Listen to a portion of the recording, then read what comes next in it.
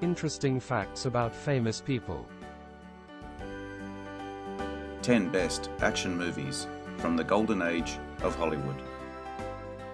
Hundreds of action movies came out of Hollywood's golden age. Some were better than most. The golden age of Hollywood was an era of experimentation, with actors, directors and producers tossing everything into a pan to see what recipe will be the most palatable.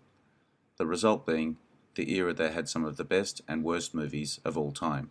Among the genres that benefited the most from this was the action genre. This selection is based on available online ratings, not a personal opinion. The action genre has evolved thanks, in part, to advances in technology. Many movies from the first half of the 20th century have aged well. If you like this video, take a look at my channel for many more. The link is in the description. Apologies for any mispronunciation of names. For those who watch till the end, I have something for you. Here we go. Stagecoach, 1939. A saloon girl, a drunken doctor, a gambler, and an outlaw struggle for their lives travelling through Apache territory while a major tribal war is going on. Each must devise creative ways to survive. The movie's subject matter hasn't aged well, relying on stereotypes and glorifying the tragedies of colonialism. It was said that the film's attitudes towards Native Americans was unenlightened. But in terms of its rating, it's the cinematography that stands out, with magnificent shots of Monument Valley, creating a feeling of paradise. The outlaw, the Ringo Kid, John Wayne, gives a performance good enough to ensure his Hollywood future. After this movie's release, he became a Hollywood A-list actor, but not the only star. The rest of the cast all impressed while bringing out emotions of their characters. Angels with Dirty Faces, 1938. Two childhood friends, Rocky and Jerry, take different paths in life when they grow up. Rocky becomes a mobster, while Jerry a priest. Soon they clash, since Jerry wants to prevent the neighborhood's youth from falling into crime. From the beginning, it's obvious that the movie is carried by the chemistry between Rocky, Cagney, and Jerry, Pat O'Brien. They appear in 9 movies together, an action-packed gangster masterpiece, from car chases to long rifles to witty dialogue.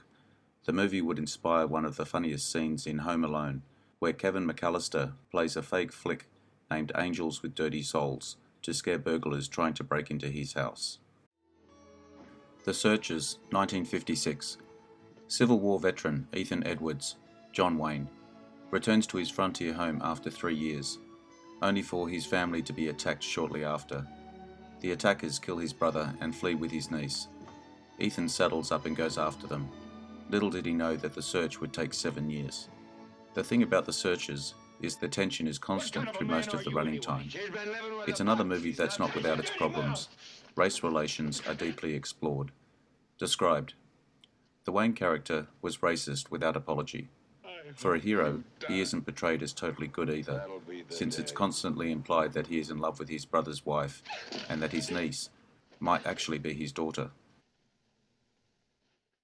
The Adventures of Robin Hood, 1938. Tired of Prince John's tyrannical reign, Saxon knight Robin of Locksley works to destabilize his regime. Part of his plan involves stealing from John's elite friends. After many Robin Hood movies over the years, none has ever quite managed to live up to the standards set by this classic that helped popularize the swashbuckler subgenre. The script doesn't restrict itself to sword fights and archery. It added romance and humor as well. An all-around entertaining movie. The Maltese Falcon, an adaptation of crime writer Dashiell Hammett's popular noir book of the same name, The Maltese Falcon, was an early example of what film noir would grow from. It follows hard-boiled private detective Sam Spade as he goes off on his cynical journey to retrieve a priceless falcon statue. What follows is a tale of deception, betrayal, and dramatic deaths. The film was meticulously shot, even for today's standards, and the director fought to include material against the then-current Hays Code of filmmaking, such as drinking, which he felt added to the character's authenticity. Question is then which you represent. It'll be one or the other. All Quiet on the Western Front, 1930. Paul Bäumer, a German student, is cajoled into signing up as a soldier and fighting for his country in World War I. The merciless onslaught of slaughter that he experiences on the battlefield quickly quells any patriotic fervour he had, leaving him a shell-shocked soldier on the brink. The first Best Picture Oscar winner lays the template for most of the subsequent productions that are considered the best anti-war movies of all time, with all the necessary components for movies of its kind, including the transition from excitement to despair, the usual word of advice from someone who has been there longer, and a vow to never fight again. The General, 1926.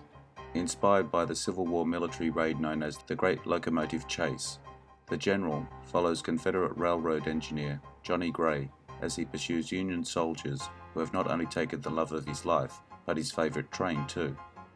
This Buster Keaton classic is one of the first to prove that initial critical reception can be wrong. Initially considered mediocre, the movie after re-evaluation now sits close to the apex of cinematic masterpieces. And with good reason. Enough time is allocated to the chase sequences, leaving the viewer more than satisfied. Also a perfect blend of action and romance.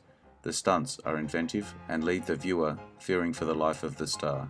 That said, the movie is also largely viewed as a skewed version of history that favoured the Confederacy. Nevertheless, the riskiness of it all is what makes The General worthwhile viewing for action movie fans. The Bridge on the River Kwai, 1957. A British POW, Colonel Nicholson, Alec Guinness, is forced to build a bridge for the Japanese. Soon, an escaped American officer, William Holden, returns, looking to blow up the bridge. Besides the explosions and the bullets, the dialogue is riveting. Actor Jack Hawkins gives a performance of his life as Nicholson.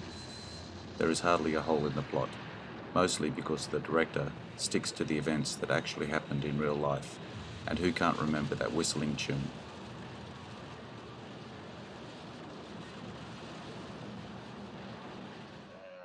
The Treasure of the Sierra Madre, 1948. Friends, Dobbs, Humphrey Bogart, and Bob Curtin, Tim Holt, are accompanied by elderly prospector Howard as they head to Mexico in search of gold. Soon, they strike a vein. Then they start doubting each other's intentions, and the seeds of discord start to grow. Between numerous gunfights, the Treasure of the Sierra Madre uses humour and suspense. Greed becomes a recurring theme, and there's the constant reminder that no one can be trusted.